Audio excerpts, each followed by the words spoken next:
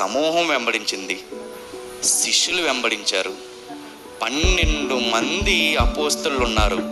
ఆ 12 మందిలో మరలా 3 బాగా క్లోజ్గా ఉన్నారు. ఆ 3లో లాస్ట్కి ఎవరు మిగిలారు? యోహాను గారు మిగిలారు. అంటే చూడండి, యేసుక్రీస్తు వారి యొక్క చరిత్రని మనం ఆలోచిస్తే, ఆయన జీవితాన్ని మనం ఆలోచిస్తే, ఆయన లైఫ్ సైకిల్ మనం ఆలోచిస్తే, ఆయన సిలువకి దగ్గర అవుతున్న కొలది జనం ఏమయ్యారు? దూరం అయిపోతున్నారు. మన జీవితం కూడా అంతే. జనాన్ని చూసి, బలగాన్ని చూసి, బంధువర్గాన్ని చూసి మనం గర్వించామనుకో, ఎవ్వరూ కూడా మనకి మిగలరు. యేసుక్రీస్తు వారు సిలువకి దగ్గర అవుతూ ఉంటే జనాభా ఏమవుతున్నారు?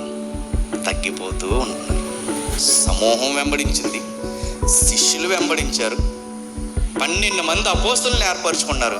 ఆ 12 మందిలో మరలా 3 బాగా క్లోజ్గా ఉన్నారు. ఆ 3లో ఒకళ్ళు మాత్రమే సిలువ వరకు వచ్చారు. మన జీవితంలో కూడా ఏ సంఘంలో అయినా ఎక్కువ మంది జనం ఉంటున్నారని చెప్పి గర్వించడానికి వీలు లేదు.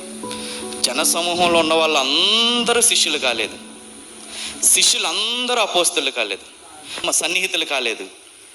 మరలా ఆ సన్నిహితులైన వారిలో గుండెను హత్తుకున్న వాళ్ళు ఒక ఆయనే.